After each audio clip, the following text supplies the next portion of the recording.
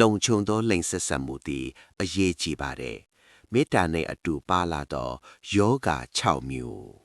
ယခုနှစ်ဖေဖော်ဝါရီလ12ရက် Valentine Day ဂုဏ်လွန်သွားသည့်ဖြစ်တော်လဲချစ်သူများရှိသူများအတွက်နေ့တိုင်းသည်ချစ်ချင်းနိုင်တဲ့ဖြစ်နိုင်ပါတယ်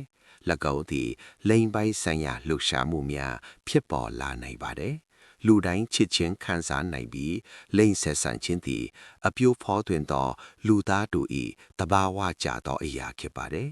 သို့သောထိုလိင်ပိုင်းဆိုင်ရာလှုပ်ရှားမှုများသည်လုံခြုံစိတ်ချရမည်အကြောင်းမှာ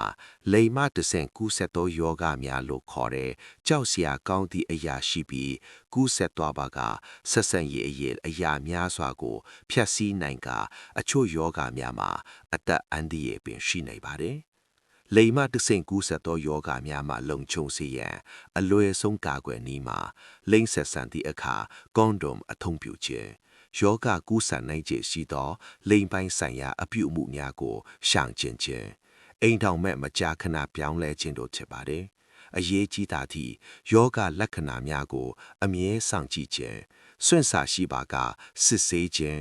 နှစ်ဆင့်ကျမ်းမာရေးစစ်ဆေးခြင်းနဲ့မိမိကိုယ်တိုင်ဒီယောဂများခန်းစားနေကြောင်းမိမိချစ်သူအားကြိုတင်ပြောဆိုရမှာယောသားမှုပါဝင်ပါလေယင်းကမိမိချစ်ရသူအထံယောဂကူးဆက်စေသူမဖြစ်စေရန်နှင့်ပျောက်ကင်းအောင်ကုသရန်အစီအစဉ်ဆွဲရန်ထက်ပါလေလုံခြုံသောလိင်ဆက်ဆံမှုသည်အရေးကြီးပါလေအကြောင်းမှာယာယီအားဖြင့်ကျေနပ်ဖွယ်စွာတော်လဲမလုံခြုံသောလိင်ပိုင်းဆိုင်ရာအတွေ့အကြုံအတွက်သာတဆုံတဦးအားယောဂကူးဆက်ရန်ရည်ရွယ်ချက်ရှိပြုလုပ်ခြင်းသို့မဟုတ်ဒီယောဂများဖြင့်ဖျားနာရခြင်းမှာတန်ဖိုးမရှိသောကြောင့်ဖြစ်ပါလေAIDS သို့မဟုတ် HIV/AIDSလိင်ပိုင်းဆိုင်ရာလှုပ်ရှားမှုများသို့မဟုတ်လိင်မာတဆင့်ကူးဆက်သောယောဂများအကြောင်းပြောရင် AIDS သည်လူတိုင်းပထမဆုံးစဉ်းစားမိသောယောဂဖြစ်ကောင်းဖြစ်မိမယ်။ AIDS ယောဂသည် HIV virus ပိုးကြောင့်ဖြစ်ပွားပါတယ်။ယောဂအဖြစ်အပျက်အကြောင်းအရာအချက်အလက်အရာ HIV ပိုးရှိသူများရဲ့80%ကျော်သည်ကွန်ဒိုမသုံးခြင်းကဲ့သို့ကာကွယ်မှုမရှိဘဲလိင်ဆက်ဆံခြင်းမှာပိုးကူးစက်ခံခဲ့ရပါတယ်။အမျိုးသားနှင့်အမျိုးသားအမျိုးသားနှင့်အမျိုးသမီးသို့မဟုတ်အမျိုးသမီးနှင့်အမျိုးသမီးလိင်ဆက်ဆံခြင်းမိန်းကမနှင့်စအုပ်ထင်လိင်ဆက်ဆံခြင်းတို့သည်ဒီယောဂကူးစက်နိုင်ခြေရှိကြပါတယ်လိင်ပိုင်းဆိုင်ရာလှုပ်ရှားမှုများမှာပိုးကူးစက်ခြင်းအပြင်ပိုးရှိသူရဲ့သွေးနှင့်အရေးကြီးများနှင့်ထိတွေ့ခြင်းမှလည်းကူးစက်နိုင်ပါတယ်တသွေးတလေနှုတ်ရည်တွင်ပိုးပါဝင်မှုအလွန်နည်းပြီးချွေးစီမစင်တို့တွင်ပိုးလုံးဝမပါဝင်ပါဘူးနှင့် syphilis ကွမ်းယောဂ syphilis သည် Treponema pallidum bacteria ပိုးကြောင့်ဖြစ်ပွားသောလိင်မတဆင့်ကူးစက်သောယောဂဖြစ်ပါတယ်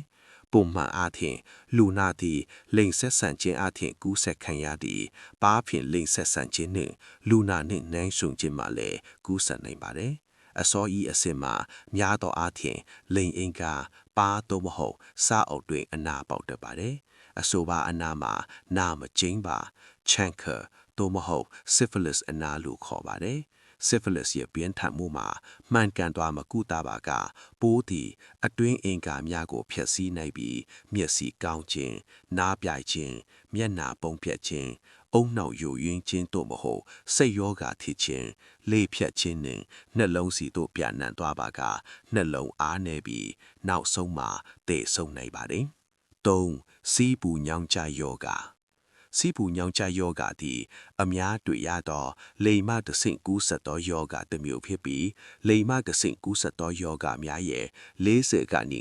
50%လုံးမှာတွေ့ရပါတယ်။ဒါသည် Neisseria gonorrhoeae bacteria ပိုးကြောင့်ဖြစ်ပွားပြီးထိုပိုးကိုသုံးရည်နှင့်မိန်းကမမှရေကြည်များတွင်တွေ့ရှိနိုင်ပါတယ်။မိန်းကမ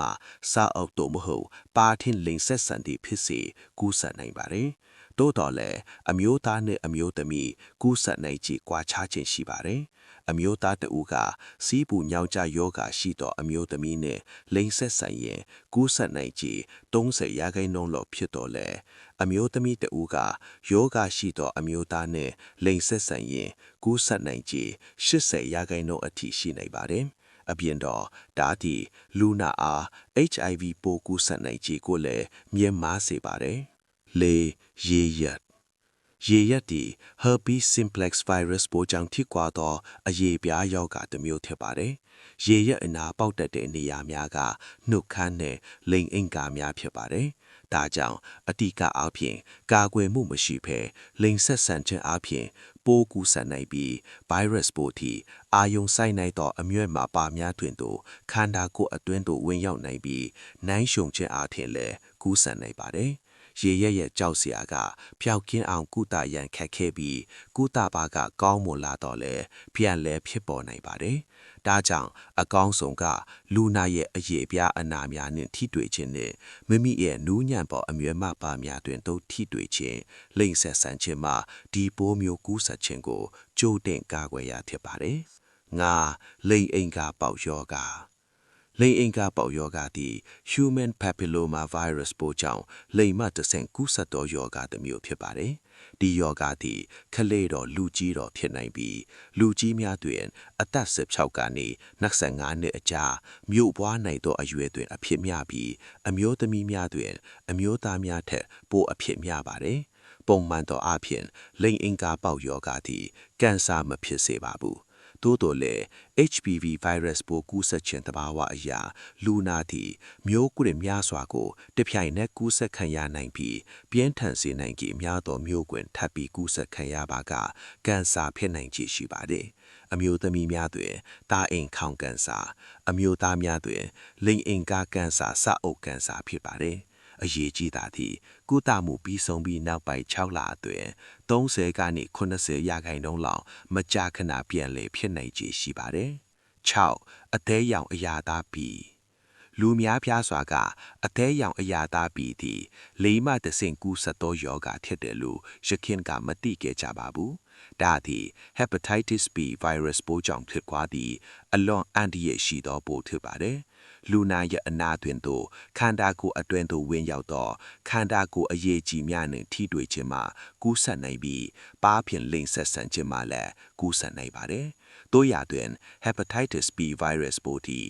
H ယောဂထက်ပင်ပိုလွယ်ကူပြီးကူးစက်နိုင်ပါတယ်။ဒါကြောင့်လက်မထပ်မီစုံတွဲတို့၏ကျန်းမာရေးစစ်ဆေးခြင်းတွင်အိမ်တောင်မဲ့အချင်းချင်းကူးစက်ခြင်းမှကာကွယ်ရန်မွေးစဉ်ပေါ်ပိုးရှိမိခင်မှကလေးကူးစက်ခြင်းကလေးကူးစက်နိုင်ခြင်း90ရာခိုင်နှုန်းရှိခြင်းတို့မှာကာကွယ်ရန်ဒီယောဂကိုစစ်ဆေးရန်လိုအပ်ပါတယ်။သို့တော်ယခုနောက်ပိုင်းတွင်မွေးစဉ်ကလေးငယ်များကိုကာကွယ်ဆေးထိုးနှံလိုပြီးထက်သောကြောင့်ကူးစက်နိုင်ခြင်းများစွာလျော့ကျသွားပြီးဖြစ်ပါတယ်။